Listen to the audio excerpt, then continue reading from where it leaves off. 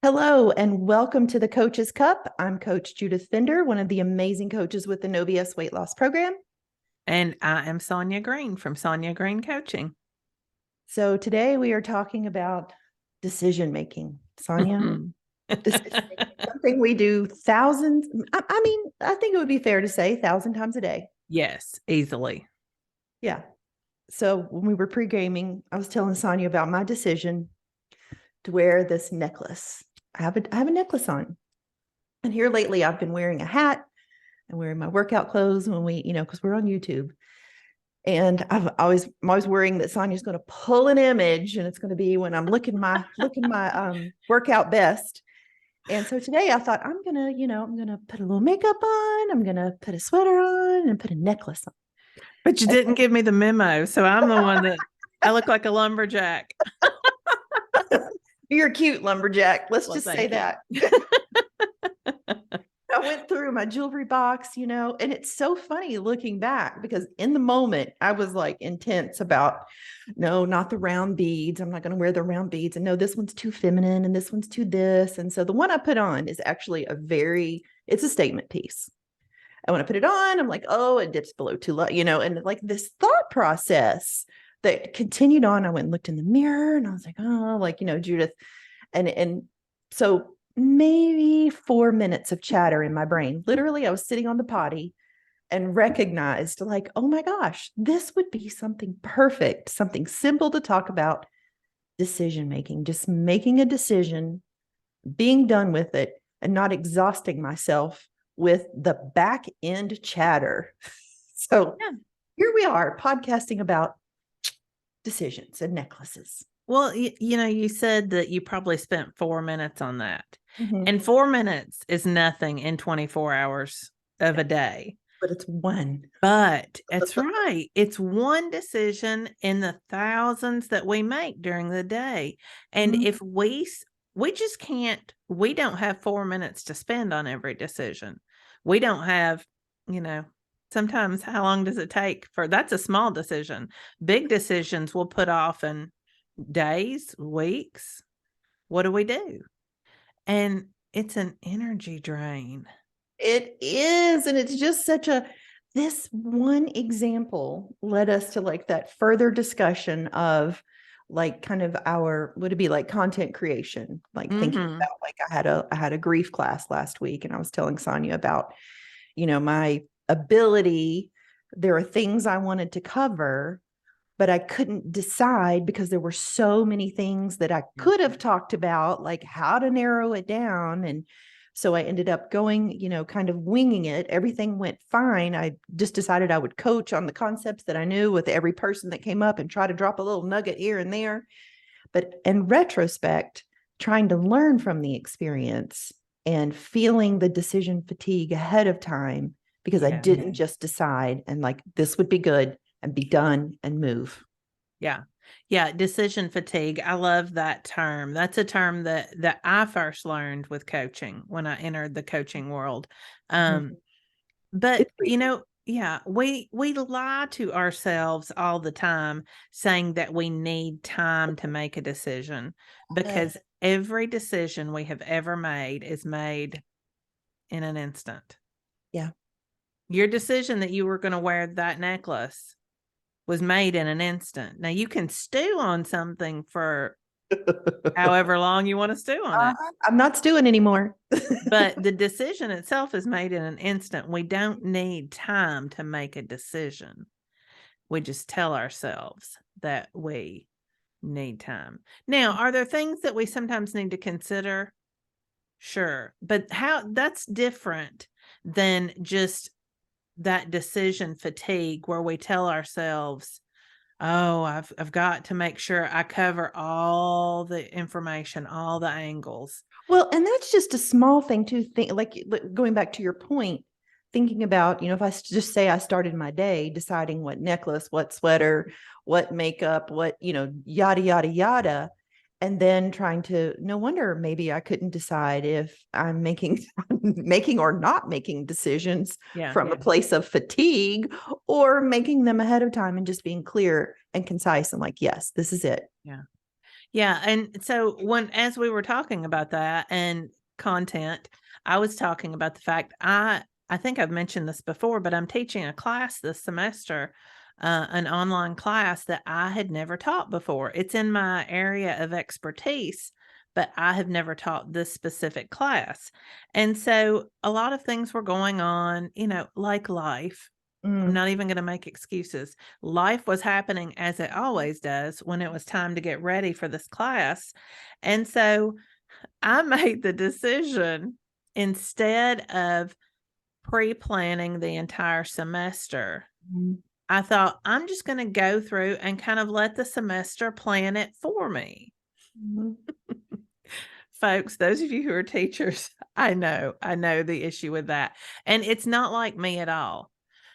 But that was what I did. So now we are almost to the end of the semester, and I realized that because I did not make the decision to plan out my class way back in July or August, and for the record, I only found out I was teaching this class about 3 weeks before Well, classes maybe that's started. why. Maybe that's why But we're I still could have sketched it out. I'm not letting myself off the hook with this. Um, I'm not gonna cover all the material that I really need to cover Mm, because I didn't make the decision early on to sketch it out and look at where I was going. mhm. So that's that's a problem. That's one problem with, not making a decision quickly. All semester, I've been plodding along, planning week to week, which is exhausting. Oh, yeah, just even thinking about that, I can't It imagine. it is, and so, you know, again, if I had made this plan ahead of time, if I'd sketched it out, then all I would have to do is plan for class each day knowing everything was covered, Mhm. instead of, "What do I need to do today? What do I need to do this week?" And it's just exhausting. And you know where I wanna roll with this, and generally, I don't talk about weight loss, but, like, thinking about, making your 24-hour doable plan and planning your week, deciding your food, Yes. releasing yourself from the exhaustion of trying to decide in the moment, making emotional decisions for what you want in the moment versus what you planned, what you're gonna have, and it's no difference, am I right? No, you're exactly right. In fact, I think when we make a decision, generally, we get some momentum from that, right? Yeah, yeah, yeah, yeah.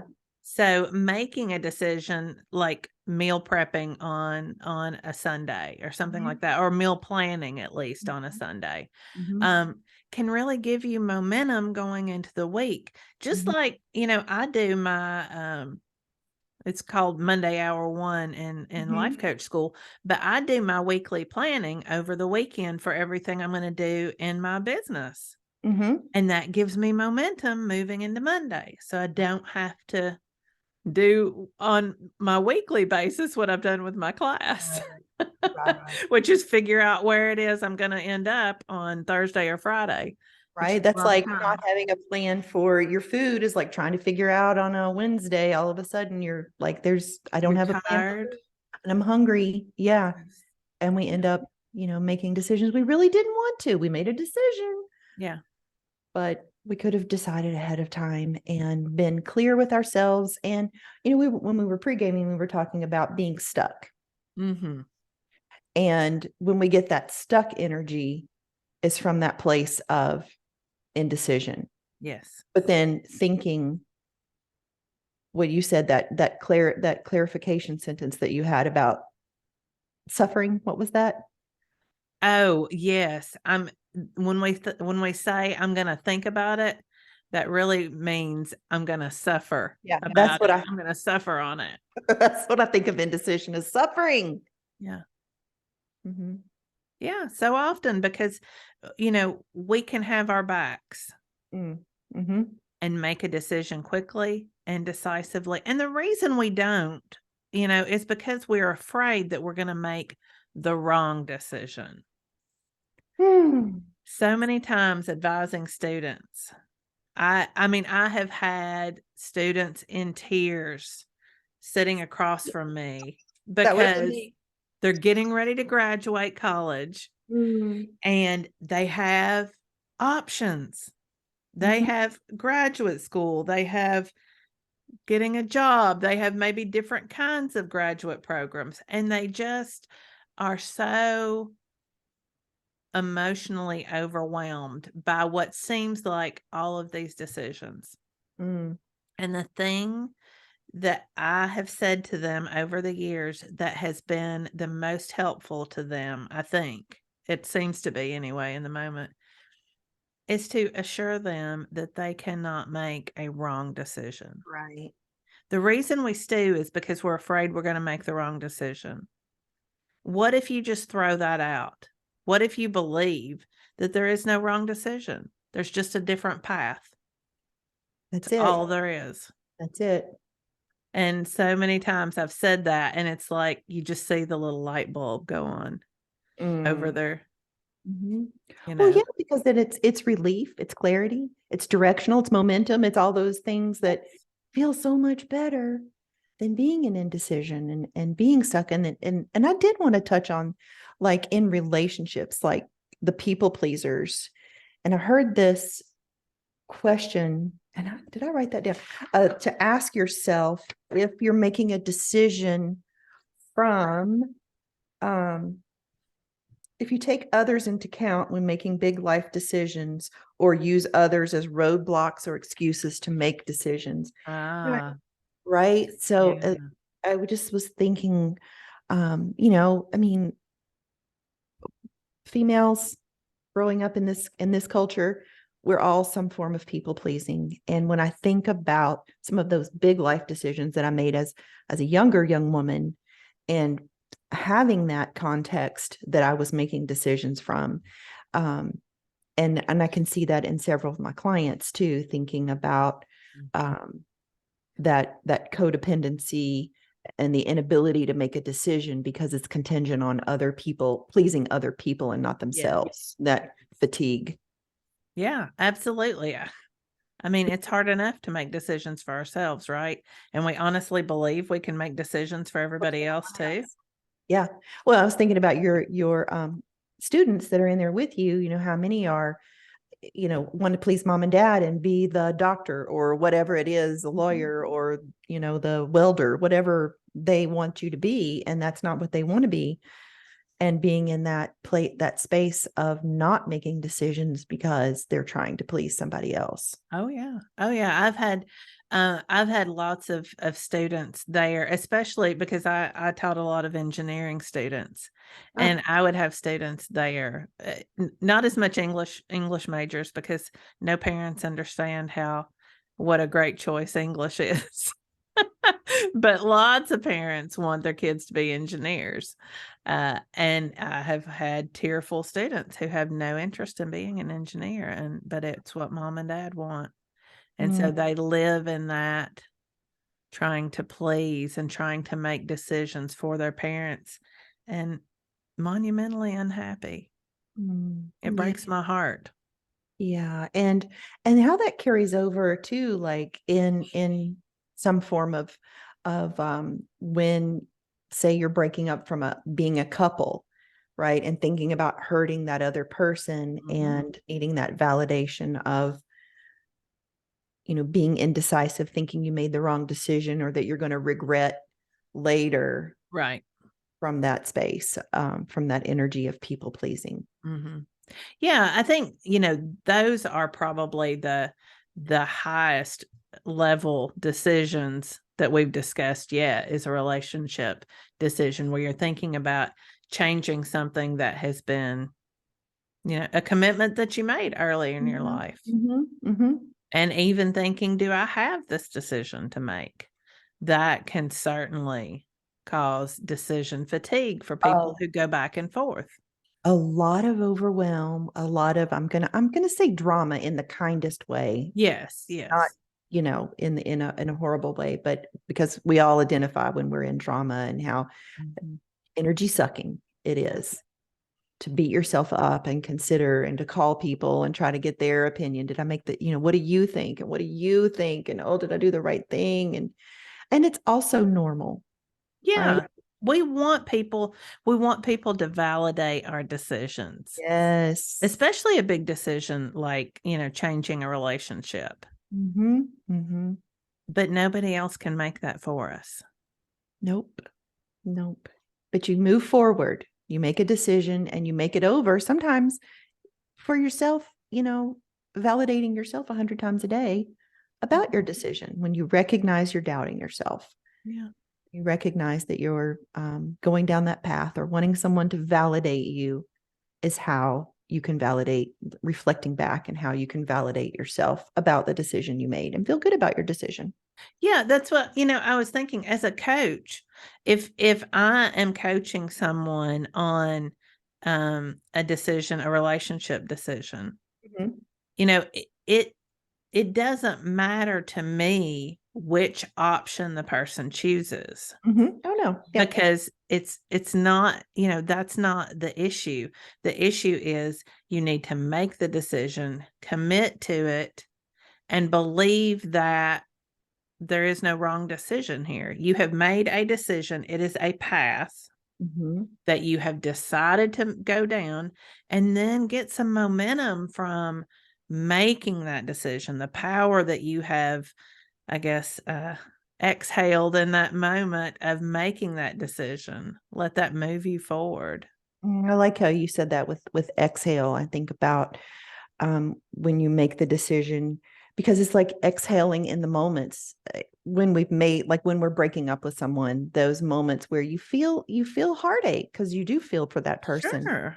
and kind of Well, and you ex- feel for yourself too. absolutely, there's a lot, and the other, if there's children involved and Mhm. other um, family members that you're connected to, it's a big decision to make. Mhm. It's a big decision to make. It is. It's an fair enough emotional decision.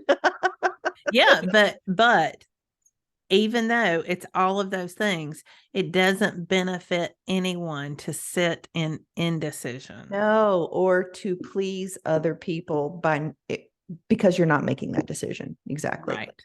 Right. You're just pushing it down the road a little bit more. Yeah. So, yeah.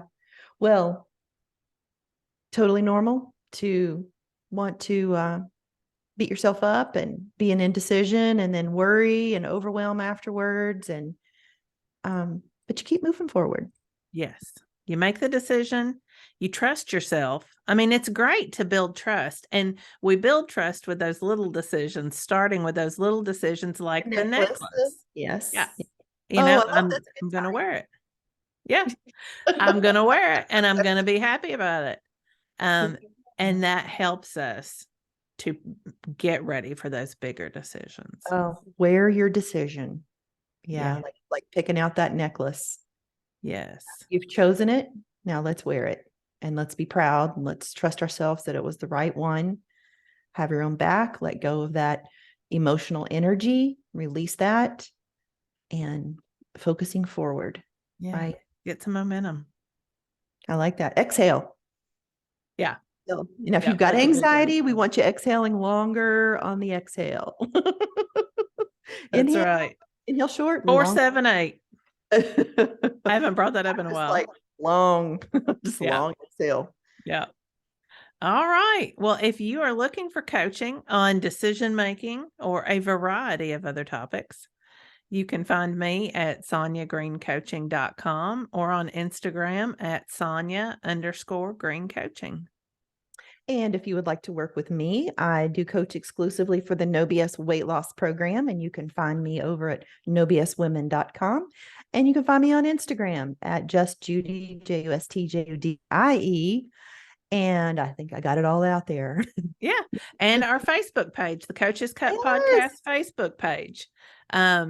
We would love to know how you have trained yourself to become a decision maker.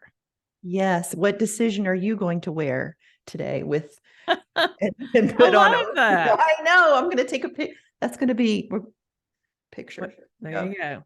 There we go. All right. We'll see you next week. Bye.